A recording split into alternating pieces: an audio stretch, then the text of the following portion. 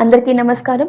లక్ష్మీదేవి అనుగ్రహం ఉండాలంటే మన పెరట్లో గాని, మన బాల్కనీలో గాని, మన ఇంటి ముందు ప్లేస్‌లో గాని కొన్ని మొక్కలు పెంచుకోవాలి అని మన శాస్త్రాలు చెప్తున్నాయి.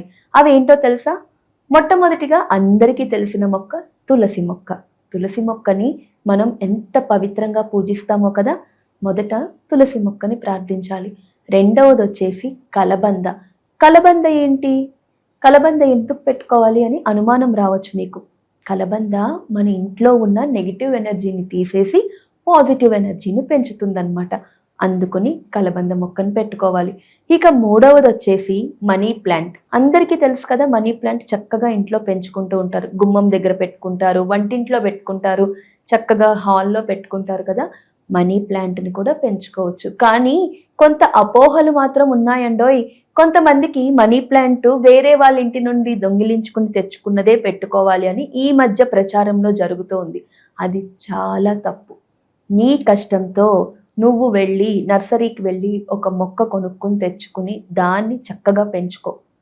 నీ వల్ల ఆ నర్సరీలో ఉన్న అబ్బాయి కూడా లబ్ధి పొందుతాడు కదా, అవునా?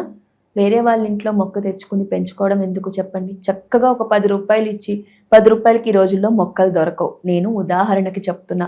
ఒక 10 రూపాయలో, ఒక 100 రూపాయలో ఇచ్చి ఆ మొక్క తెచ్చుకుని పెంచుకుంటే ఎంతో మంచిది. దానితో పాటు మన భోళా శంకరుడు అడిగిన వెంటనే అభయం ఇచ్చేసే ఆ పరమశివుడికి ఇష్టమైన బిల్వదళం మొక్కని ఒక చిన్న కుండీలో పెట్టుకుని చక్కగా పెంచుకోండి. మంచిగా పెరుగుతుంది. అది నేల మీదే పెరిగేదని కాదు, కుండీలో కూడా పెరుగుతుంది. బిల్వదళం మొక్కను తెచ్చుకుని పెంచుకోండి. త్రిదళం త్రిగుణాకారం త్రినేత్రం చ త్రియాయుధం త్రిజన్మ పాప సంహారం ఏకబిల్వం శివార్పణం అనుకుంటాం కదా మనం.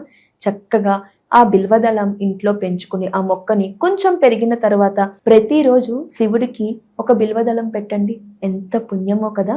ఇలాంటి మొక్కలు పెంచుకుంటూ ఉంటే మనకి, మన సనాతన ధర్మానికి, మన ఇంట్లో ఉన్న పిల్లలకి కూడా ఆ మొక్కల వల్ల కలిగే ప్రయోజనం ఏంటి, ఆ మొక్కల్ని మనం ఇంట్లో మనుషుల్లాగానే మొక్కల్ని కూడా ఎలా పెంచుకోవాలి, నెగిటివ్ ఎనర్జీ పోయి పాజిటివ్ ఎనర్జీ ఎలా వస్తుంది అని మన పిల్లలకి కూడా చెప్పుకోవచ్చు. నిజం అని అనుకుంటే, కరెక్ట్గా చెప్పాను అని అనుకుంటే ఎస్ అని కామెంట్ చేయండి. శ్రీమాత్రే నమః.